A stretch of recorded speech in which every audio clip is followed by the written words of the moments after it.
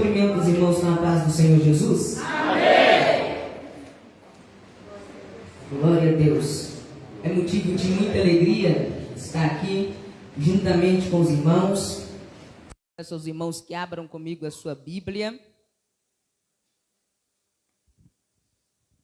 Evangelho de Marcos, capítulo de número 5.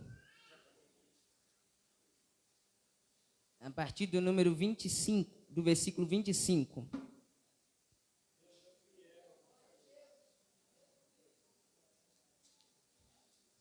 Evangelho de Marcos, capítulo de número 5, a partir do versículo 25. Quero estar aqui agradecendo primeiramente a Deus. É sempre um privilégio estar aqui para ministrar a palavra do Senhor. Quero agradecer ao meu pai, não pôde estar aqui, meu professor, que sempre tem nos levado para a casa do Senhor e nos admoestado segundo a presença do Senhor. Quero agradecer a minha mãe também, que está lá em casa assistindo nesse momento. Agradeço também ao pastor Edmar. Deus continue abençoando a sua vida. Meu irmão que está comigo. Quero agradecer ao pastor Giliade, que Deus continue abençoando. A todos os irmãos que aqui estão, que Deus continue abençoando em nome de Jesus. Amém. Marcos, capítulo de número 5, versículo 25. Quem achou, diga amém. Amém. Diz a palavra do Senhor. E certa mulher, vítima de um fluxo de sangue, havia 12 anos, e que havia padecido muito com vários médicos, e gastando tudo quanto tinha, e não havia melhorado, antes cada vez se achava pior. Quando ela, ouvindo falar de Jesus, veio por detrás, comprimida, e tocou na sua veste, porque ela dizia: se tão somente eu tocar nas suas vestes, eu serei sã. E imediatamente a fonte do seu sangue secou, e ela sentiu no seu corpo já estar curada daquela aflição.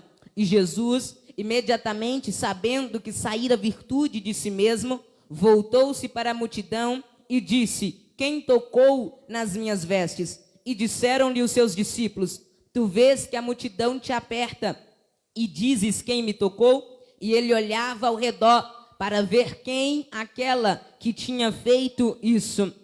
Mas a mulher, atemorizada e trêmula, sabendo o que foi feito a ela, aproximou-se e caiu no chão diante dele e disse-lhe toda a verdade. E ele lhe disse: filha, a tua fé te salvou, vai-te em paz e ser curada deste teu mal. E você diz amém? Amém. Glória a Deus. Podeis assentar no nome de Jesus. Queridos, nós estamos diante de um texto bastante conhecido, que muitos aqui sabem de cor e salteado. É um texto que até mesmo as crianças é perigoso saber de cor e salteado.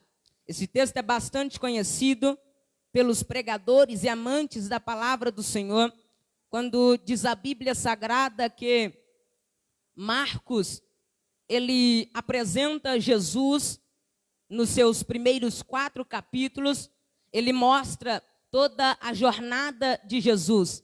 Marcos é um dos evangelhos sinóticos. Na Bíblia há 4 evangelhos, porém 3 deles são os conhecidos evangelhos sinóticos. Esses evangelhos, eles são assim chamados por ter a semelhança muito grande entre um e o outro.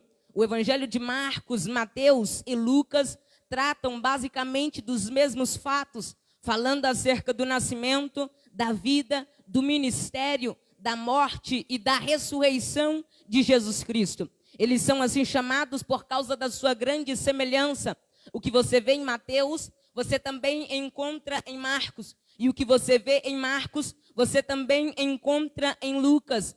Alguns historiadores disseram que alguns perguntavam por que ou por qual motivo existiam 4 evangelhos, se os 3 primeiros já falavam e tratavam basicamente das mesmas coisas, dos mesmos fatos. Porém, existem 4 evangelhos pelo fato de ter havido nos tempos apostólicos 4 classes representativas de povo. O primeiro povo que nós vemos em toda a Bíblia, a partir do Novo Testamento, nós vemos o povo judeu.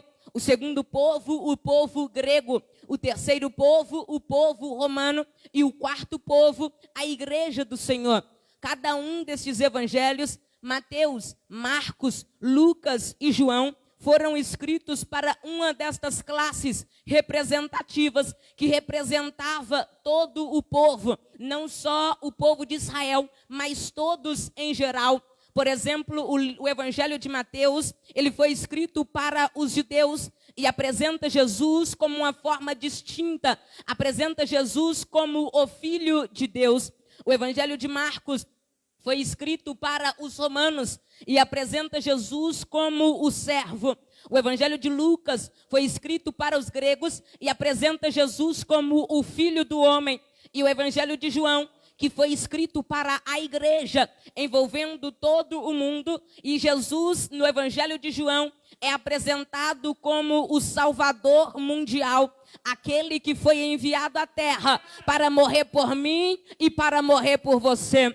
Quando nós olhamos para o Evangelho de Marcos, nós vemos que o Evangelho de Marcos foi escrito no ano de 63 depois de Cristo. O nome completo do autor não é somente Marcos, é João Marcos. João é o termo em hebraico, é o seu nome em hebraico. E Marcos, o seu nome romano, já que Marcos escreve para os romanos. Do capítulo de número 1 ao capítulo de número 4, Marcos, ele fala acerca do ministério de Jesus. Marcos, ele apresenta o nascimento, a vida e uma parte do ministério de Jesus. No capítulo de número 4, Jesus, ele conta parábolas. Jesus, ele ensinava por parábolas. Jesus era um homem que gostava de ensinar por parábolas para falar do reino de Deus.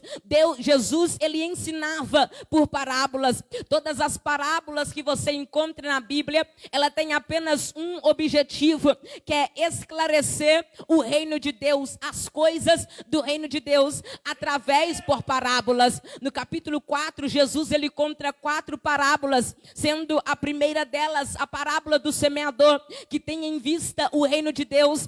A segunda delas, a parábola da candeia, que tem em vista o reino de Deus. A terceira dela, a parábola da semente, que tem em vista o reino de Deus. E a quarta, a parábola do grão de mostarda, que tem em vista o reino de Deus. Resumindo, tudo que Jesus falava tinha a ver com o reino. Tudo que Jesus fazia tinha a ver com o reino.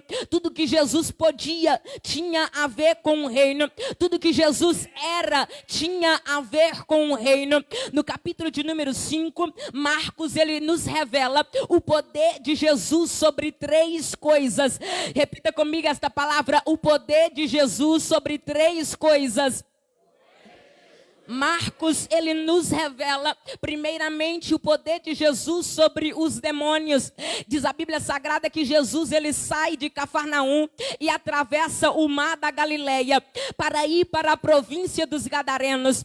Primeiro Jesus, ele atravessa o mar, enfrenta uma atribulada tempestade e depois vai para a província dos Gadarenos. Chegando até a província dos Gadarenos, Jesus, ele cura o endemoniado. Nós vemos aqui o poder de Jesus sobre os demônios. Quando Jesus, ele volta para Cafarnaum, diz a Bíblia que ele cura uma mulher hemorrágica. O poder de Jesus sobre a hemorragia, o poder de Jesus sobre a enfermidade. Depois, logo após, Jesus, ele ressuscita a filha de Jairo. O poder de Jesus sobre a morte. Então eu quero que você entenda nessa noite que o Deus que você serve, ele não tem barreiras para ele operar, porque ele já está aqui nessa noite. Eu quero que você entenda nessa noite que o Deus que você serve, se for preciso, ele passa a maior parte do tempo na tempestade por causa da tua vida. O Deus que você serve nessa noite, eu quero te mostrar que o Deus que você serve é aquele que pela tua vida, ele enfrenta o mar, pela tua vida, ele enfrenta o sepulcro, pela tua vida. Deus, ele já está aqui nessa noite para operar nessa noite. Recebe quem quer, levanta a mão que eu quero profetizar na tua vida. Deus, ele move os céus e a terra para operar pela tua vida. Jesus, ele mostra que ele é poderoso. Quando Jesus ele volta para Cafarnaum, diz a palavra do Senhor que Jairo, um dos chefes da sinagoga, vai até a presença de Jesus. Mas a Bíblia é enfática quando ela diz que Jairo, ele chega e se prostra, pastor Gileade. Diz a Bíblia que Jairo, ele chega aos pés de Jesus e se prostra aos pés de Jesus. Ele se coloca de joelho aos pés de Jesus.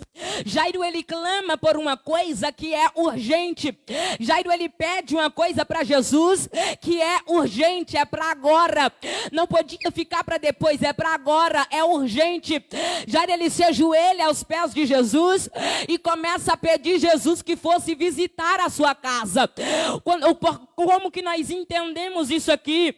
Ele chega, se ajoelha, porque a sua situação era urgente. Ele chega e se prostra, porque o que ele tinha para pedir para Jesus, nenhum homem podia fazer. Sabe o que eu entendo aqui nesta palavra? Nessa passagem eu entendo que Jairo, todo mundo queria tocar em Jesus, mas Jairo não toca. Todo mundo apertava Jesus, mas Jairo não aperta. Todo mundo chega de pé até a presença de Jesus, mas Jairo, ele resolve fazer diferente. Jairo, ele chega e se ajoelha. Jairo, ele chega e se prostra. Eu tenho uma palavra de Deus aqui para a tua vida. Você quer receber aquilo que ninguém recebeu? Faça o que ninguém fez. Você quer receber aquilo que ninguém recebeu? Ajoelhe aquilo que ninguém fez. Faça aquilo que você não está vendo ninguém fazer. Se Jairo chegasse de pé até a presença de Jesus, talvez ele não receberia aquilo que ele recebeu. Ele não viu ninguém ajoelhando para poder ajoelhar. Ele não viu ninguém se prostrando para poder se prestar. Mas ele chega, se prostra aos pés de Jesus. Jairo, mas ninguém está fazendo. Ele disse, eu estou. Jairo, mas ninguém está fazendo isso, eu estou. Porque a minha situação é urgente. Eu quero dizer uma coisa aqui para você. Se você veio buscar a presença de Deus, você veio no lugar certo.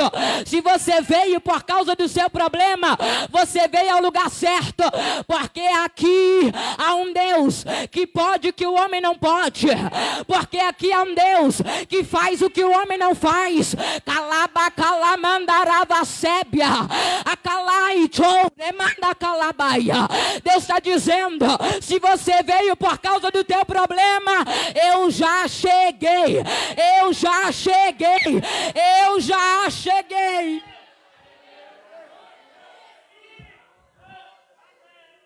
Jairo fez o que ninguém fez e recebeu a sua vitória, o seu pedido.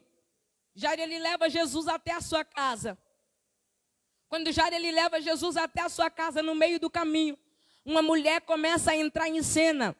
Diz a Bíblia Sagrada, a Bíblia começa a contar a história dessa mulher, dizendo, e certa mulher, primeiro, a Bíblia não fala o nome dessa mulher, mas a Bíblia fala a situação que aquela mulher estava vivendo. A Bíblia diz, e certa mulher que há 12 anos padecia de uma enfermidade, que há 12 anos sofria de uma enfermidade. A Bíblia começa a contar a situação daquela mulher. E nessa história, entrando na mensagem, eu quero aqui dar o tema para esta mensagem, os 5 passos para a vitória. Quero que você repita comigo nessa noite, os 5 passos para a vitória. 5 passos que aquela mulher deu, que ela recebeu a vitória no nome de Jesus. A primeira coisa que aquela mulher fez foi ir até Jesus. Foi o primeiro passo que aquela mulher deu. No versículo de número 27, diz a Bíblia, e foi até Jesus. Ou seja, aquela mulher, ela ouve falar de Jesus, e aquela mulher, ela vai até Jesus. Toda ida até Jesus tem um propósito. Se você veio aqui, tem um propósito nisso. Eu não sei se é o teu problema na tua casa, se é o problema na tua família ou se é um problema interior. Mas toda ida até Jesus, ela tem um propósito. Quando ela ouve falar de Jesus, ela vai de encontro a esse Jesus. É bem verdade que como quando olhamos a nossa situação como pecador, nós sentimos no nosso interior a nossa necessidade de estar perante Jesus. Nós sentimos no nosso interior a necessidade de estarmos diante da presença de Jesus. Só que tem coisas na nossa vida, tem coisas no meio da caminhada que nos impedem a presença até Jesus, que nos impedem a nossa chegada até Jesus. É aí que nós começamos a entender. Para aquela mulher chegar até Jesus, ela teve que enfrentar obstáculos, mas ela foi até Jesus.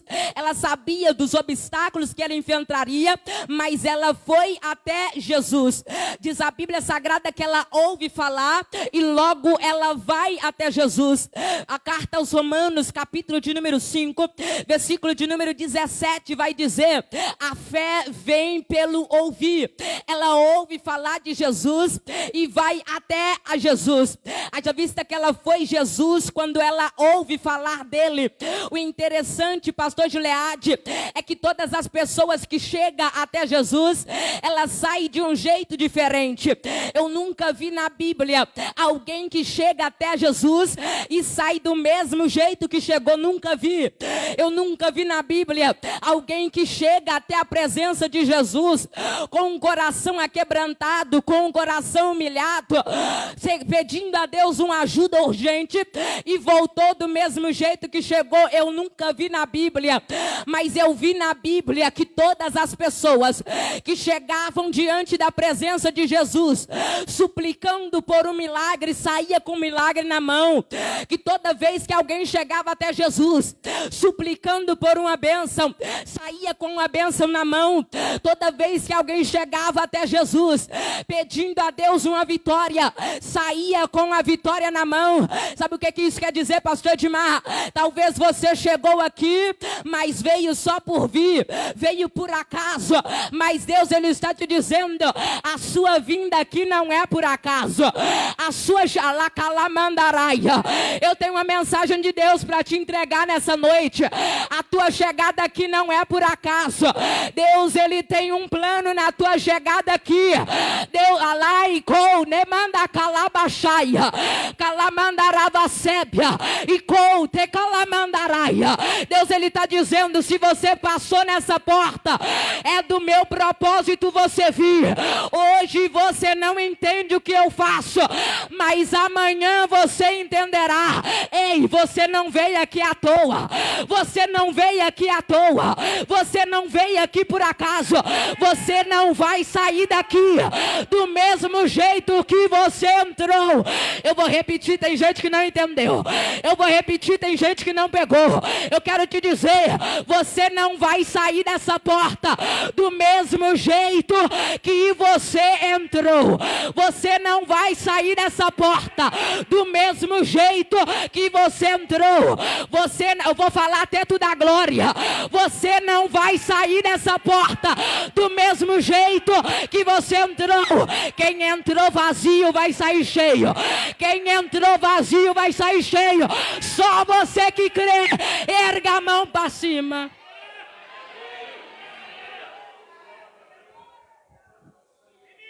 Ninguém chegava e saía do mesmo jeito. Ninguém chegava e saía do mesmo jeito. A Bíblia, ela nos conta que o surdo chegava até Jesus surdo, mas saía ouvindo. A Bíblia nos conta que o mudo chegava a Jesus mudo, mas saía falando. A Bíblia nos conta que o coxo, quando Jesus ele colocava de frente o coxo, aquele coxo andava.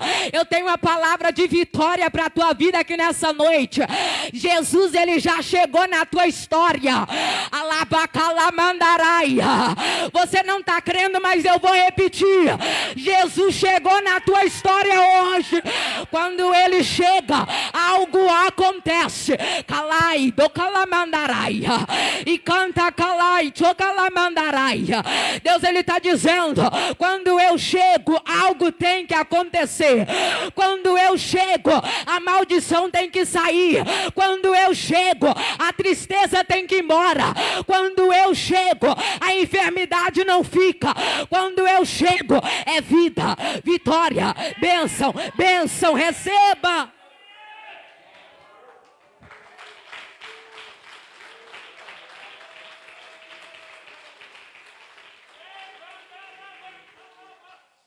Algo diferente acontece quando Jesus está no meio.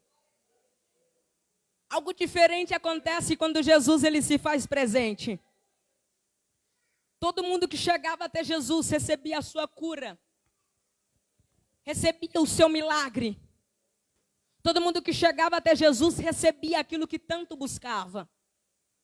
Quando nós olhamos para o povo de Israel, toda vez que o povo de Israel se desviava da presença de Deus, Deus ele acolhia o povo novamente mesmo debaixo da desobediência. Deus ele acolhia o povo normalmente mesmo debaixo da desobediência. Diz a Bíblia Sagrada em Isaías, capítulo de número 58, que o povo pecava, que o povo jejuava, que o povo achava prazer em ir e a chegar a Deus. Aí no versículo 50, no capítulo 59, no versículo de número 1, Deus ele começa a dizer: eis que a minha mão não está encolhida para que não possa salvar, e nem os meus ouvidos para que não estão agravados para não poder ouvir. Só que a continuação do versículo, no versículo de número 2, Deus ele diz: mas a vossa iniquidade tem feito separação entre vós e sobre eu. O povo não sentia Deus por causa do pecado que havia no meio dele. O povo não era atendido por Deus por causa do pecado que estava no meio deles. É que tem muita gente que gosta apenas do versículo de número 1, que a mão de Deus não está encolhida para não poder salvar, que os ouvidos dele não estão agravados para não ouvir. Só que no versículo 2, Deus ele é mais profundo e começa a dizer: a vossa iniquidade tem feito separação entre mim e vocês, a vossa iniquidade, o vosso pecado. Deus ele disse para o povo em Joel, capítulo de número 2, versículo de número 11, Deus ele começa a dizer para o povo: eu tenho que restaurar o povo para depois eu descer em espírito. Primeiro eu tenho que restaurar o povo. Diz a Bíblia que Deus ele continua dizendo: vós jejuais para debates, vós jejuais para contendas, vós jejuais não para a minha glória, mas para a tua própria glória. Sabe por que você não sente Deus? Porque está faltando oração para te afastar desse pecado. Calamandaraia. Sabe por que você não ouve Deus? Porque está faltando oração para te afastar desse pecado. Sabe por que Deus ele não te ouve? Porque está faltando oração para te afastar desse pecado. Deus ele disse em Joel, capítulo de número 2, versículo de número 12: eu não quero mais jejum em vão, eu não quero mais quebrantamento falso, eu quero adoração sincera, eu quero choro sincero. Para se converter a mim, eu quero choro, eu quero pranto. Para se converter a mim, eu não quero mais falsidade no meio de vós. Para se converter, eu quero choro, eu quero pranto. Porventura agora não rasgai o vosso coração, mas rasgai o vosso coração, para que eu ouça você. É o que Deus dizia quando o povo estava em pecado. Segundo passo para a vitória que aquela mulher teve que dar para receber a vitória era enfrentar os obstáculos. Antes de nós recebermos qualquer bênção, qualquer vitória, nós sabemos que nós temos que enfrentar os obstáculos que nos vêm à frente. Ou seja, nós temos que passar pelo processo, que muitas das vezes é doloroso. Mas nós vemos até mesmo o povo de Israel passando pelo processo antes de alcançar a terra prometida. O povo de Israel, ele passa pelo deserto, uma trajetória que era para ser de 40 dias, eles passam 40 anos no deserto. Isso era o processo de Deus. O processo, ele não te deixa mais fraco. O processo, ele te deixa mais forte. Assim aconteceu com o povo de Israel. Diz a Bíblia Sagrada que Deus ele permite do povo passar pelo deserto. Diz a Bíblia Sagrada que Deus ele faz o povo passar pelo deserto. Só que em Deuteronômio Deus ele revela o motivo pelo povo ter passado pelo processo. Deuteronômio capítulo de número 8, versículo de número 2, a parte C do versículo diz: para saber se guardaria ou não os meus mandamentos, para que soubesseis que o homem não vive só de pão, mas de toda a palavra que sai da boca de Deus. O povo teve que passar pelo processo. O processo é normal na vida do crente. O processo é normal na vida de quem ora. O processo é normal na vida de quem estuda e vive para Deus. Obstáculos vêm para todos, problemas vêm para todos.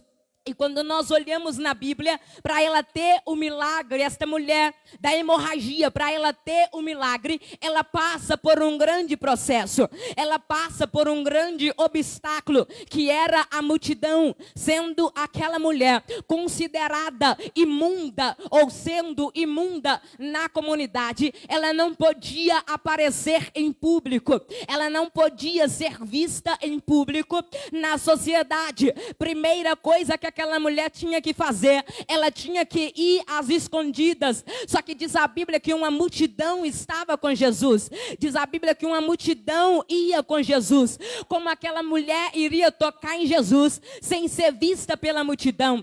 Ela resolveu ir mesmo assim. Ela enfrenta o risco da vida dela.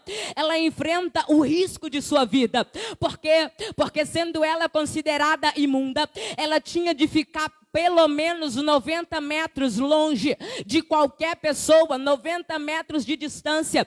Só que ela quebra esse protocolo, ela quebra isso e vai em direção a Jesus, sabendo sim que ela ia ter obstáculos, sabendo sim que iria ter um problema, mas ela vai até Jesus. Quando ela chega até Jesus, agora o problema é tocar em Jesus, porque a multidão apertava Jesus, a multidão ia com Jesus, agora não dava para ela tocar em Jesus. Os obstáculos na vida do crente, elas servem para impedir o seu milagre. O obstáculo na minha e na sua vida serve para impedir o seu milagre, serve para agir de empecilho, para que o teu milagre não chegue até você. Até Jesus ele passa por um obstáculo.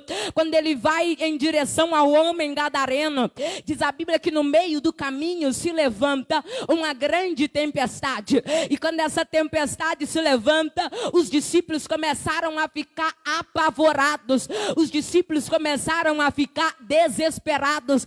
Começam então a gritar o nome de Jesus, dizendo: Jesus, não te importa que pereçamos no meio dessa tempestade? Jesus então ele se levanta, acalma a tempestade e acalma o vendaval. Sabe o que nós entendemos com isto? Jesus ele teve sim que passar pelo processo. Jesus ele teve sim que passar por um obstáculo. O diabo sabe que Jesus iria ir para lá. O diabo sabia o caminho que Jesus estava tomando. Você acha que o diabo não sabe qual é o propósito de Deus para você? Você acha que o diabo não sabe qual é a intenção do teu coração de tomar uma direção diferente? Ele sabe. E é por isso mesmo que ele vai tentar impedir o teu caminho.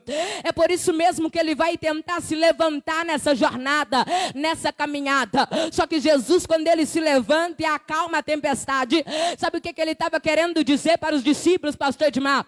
Ele estava querendo dizer que aquela tempestade, do mesmo jeito que não parou eles, não era para parar. Que aquela tempestade não era o fim do propósito deles. Eu vim com a mensagem de Deus para a tua vida nessa noite. Essa tempestade que se levantou na tua caminhada, levanta a mão por gentileza, eu quero profetizar na tua vida. Essa tempestade que se levantou na tua caminhada, essa tempestade que se levantou na tua jornada, não é para você parar, não. Se você acha que é para te parar, você está enganado. Por quê? Porque, pregador, porque essa tempestade que se levantou na tua caminhada é para você ir avante. Sabe por quê? Porque a tempestade vindo não significa que é o fim do teu propósito. Porque a tempestade vindo não significa que é o fim do teu ministério. A tempestade vindo, o vendaval assoprando, não significa que acabou por aí, não. Porque quando todo mundo achar que acabou, Jesus ele levanta do trono e diz: ainda não. Porque quando todo mundo achar que está acabado, que não vai mais para frente, Jesus ele levanta do trono e diz: ainda não. Porque o meu propósito propósito vai se cumprir na vida dela, porque o meu propósito vai se cumprir na vida dele. Ei, eu vim com a palavra de Deus para você. O teu ministério não vai acabar, a tua vida não vai acabar. E quando todos achar que acabou, Jesus ele está dizendo: a vida dela é minha, ele é meu, ela é minha. E quando eu disser que não acabou, não está acabado. O mundo vai se levantar ao teu redor, mas eu tenho uma palavra para você: 1000 cairão ao teu lado, 10.000 à tua direita, mas você não será atingido. Você não será atingido. Ela enfrenta os obstáculos. O povo de Israel passa por vários obstáculos. Eles enfrentam o obstáculo. Só que eu quero que você entenda que o obstáculo que você enfrenta, você precisa de Deus nesse obstáculo. Você não passa por um obstáculo sozinho. Sempre que o povo de Israel passava por um obstáculo, eles dependiam de Deus. Em Josué capítulo de número 6, para conquistar a Jericó, eles dependiam de Deus. Você tem que entender que você depende de Deus para se levantar. Você tem que entender que você precisa de Deus para se assentar. Você tem que entender que você precisa de Deus ao falar. Ao abrir e fechar os seus olhos, você depende de Deus. Diz a Bíblia Sagrada que havia um homem chamado Naamã. E por ele o Senhor dera livramentos aos assírios. Para manter aquele patamar em que Naamã estava, ele dependia de Deus. Se não fosse por Deus, ele não estava ali. Se não fosse a bênção de Deus na vida dele, ele não estava ali. Como você acha que você chegou aonde você está? Como você acha que você foi aonde você está? Como você acha que você chegou aonde você está? Se não fosse Deus, ai de você. Os israelitas chegaram ao ponto de dizer: ai de nós, se não fosse o Senhor. Ai de nós, se não fosse o Senhor. Porque os nossos inimigos teriam nos engolido vivo, se não fosse a presença de Deus. Eu tenho que te dizer algo: se não fosse Deus na tua vida, nem aqui você estava. Se não fosse Deus na tua vida, nem de pé você estava. Se não fosse Deus na tua vida, nem empregado você estava. Se não fosse Deus na tua vida, você não chegaria aonde você está hoje. Ele te colocou aí para te dizer: eu sou na tua vida. Lacalamanda calabassária. Ele te colocou aí para te dizer: eu sou na tua vida. Eu estou na tua vida. Eu posso fazer na tua vida. Terceiro passo que aquela mulher ela deu para receber a vitória era tocar em Jesus. Quando ela toca em Jesus, ela revela a sua coragem interior. Jesus era um homem santo. E o fato dela tocar em um homem santo, aquilo que estava nela, que era a enfermidade, não passa para Jesus como de costume. Mas aquilo que estava em Jesus, que é o poder, passa para aquela mulher. Quando ele passa para aquela mulher, diz a Bíblia Sagrada que aquela mulher ela já sente no seu corpo, já está curada. Todo mundo que tocava em Jesus, ele saía curado. É por isso que eu digo e vou repetir: quem chega até a presença de Jesus de um jeito, ela tem que sair de outro.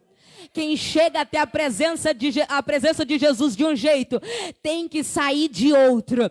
Diz a Bíblia Sagrada no Evangelho de Lucas, capítulo de número 7. Diz a Bíblia que uma mulher saía e Jesus entrava na cidade de Naim. A mulher saindo, Jesus entrando, e com Jesus havia uma multidão. Com a mulher havia outra multidão. Mas Jesus ele abre a boca para aquela mulher que estava chorando e começa a dizer: não chores. Quando Jesus ele disse não chores, aquela mulher, a Bíblia fala que todos aqueles que carregavam o esquife começam a parar. E Jesus ele disse: jovem, levanta-te. E ele se levanta e começa a falar. Jesus primeiro ele fala uma palavra para a mulher que estava chorando. Ele disse: não chores. Sabe o que que você tem que entender nessa noite? Jesus ele só fala não chores quando ele tem algo para te fazer sorrir. E Deus ele já preparou algo para te te fazer sorrir nessa noite. Deus, Ele preparou algo para a tua felicidade. Deus, Ele está dizendo, não chores, porque é nessa crise que eu entrei na tua vida. Não chores, porque nessa tristeza a alegria chega na tua vida nessa noite. Ela toca em Jesus revelando que não importa a condição, ela acredita no toque. Não importa a situação, ela acredita que o toque pode mudar tudo. Diz a Bíblia em Marcos capítulo 14, versículo 36, que Jesus, quando ele estava em Genezaré, foram-lhe muitos enfermos para que tocassem nele e saíram curados. Sabe o que Deus está dizendo para você? A tua vinda aqui não foi à toa.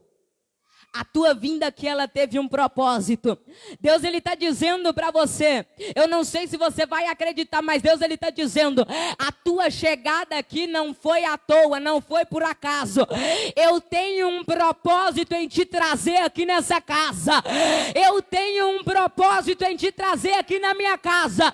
Deus, Ele está dizendo, ainda que tudo desmorone ao teu lado, ainda que você esteja numa situação que você não pode resolver, Deus, Ele está dizendo, como Ele disse para o povo, quando passares pelas águas, eu estarei contigo. Quando passares pelos rios, eles não te submergirão. E quando passares pelo fogo, não te queimará. Porque Ele é na tua vida nessa noite. Quarto passo que aquela mulher tomou, ela determinou no seu coração. Ela disse, se tão somente eu tocar, eu ficarei curada. Se tão somente eu tocar nas suas vestes, eu sararei. Ela teve fé no seu coração que o toque podia fazer a diferença. Ela tinha fé no seu coração que o toque podia mudar a sua vida e pode mudar a sua nessa noite. Pode mudar o cativeiro seu aqui nessa noite. Pregador, mas eu estou sem força. Toca em Jesus que Ele te dará força. Pregador, mas eu estou caído. Toca em Jesus, é Ele quem levanta. Pregador, mas não tem mais jeito para mim. Toca em Jesus, porque Ele dará um rumo novo na tua vida. Com Jesus o vazio se enche. Com Jesus Ele preenche o vazio. Com Jesus tudo faz sentido. Quinta coisa, ela teve fé no seu coração. Ela teve fé que o toque ia mudar a sua trajetória. Ia mudar o seu rumo de vida. Aquela que vivia escondida, ela tinha fé que o toque podia fazer ela voltar à sociedade. Aquela que vivia isolada, ela tinha fé que o toque pode reintegrá-la na comunidade. Ela tinha a fé. Hebreus capítulo 11, versículo 11 vai dizer, ora, a fé é o firme fundamento das coisas que se esperam e a prova das coisas que não se vê. Se você está nessa noite sem fé, você não vai conseguir nada. Porque a fé é o fundamento que o seu sonho que não se realizou hoje pode se realizar amanhã. A fé é o fundamento que aquilo que você não esperava, que você esperava e não aconteceu hoje, pode esperar de novo amanhã que vai acontecer. A fé é o fundamento que se Jesus não fez para você hoje, você pode ter fé que amanhã Ele vai fazer. A fé é o fundamento que se você não entendeu o propósito dele hoje para a tua vida, pode esperar amanhã, que amanhã você vai entender. Você tem que ter fé para acreditar que Jesus é poderoso. Você tem que ter fé que acreditar que Jesus Ele pode mudar o cativeiro da tua vida. Se coloque de pé nessa noite, eu quero orar pela tua vida. Se coloque sobre os seus pés, eu quero fazer uma oração pela tua vida. A fé, ela pode mudar o seu cativeiro. Que ela manda calamanébia, calaia, soure, manda caia. A fé, ela pode mudar o seu cativeiro. Creia somente.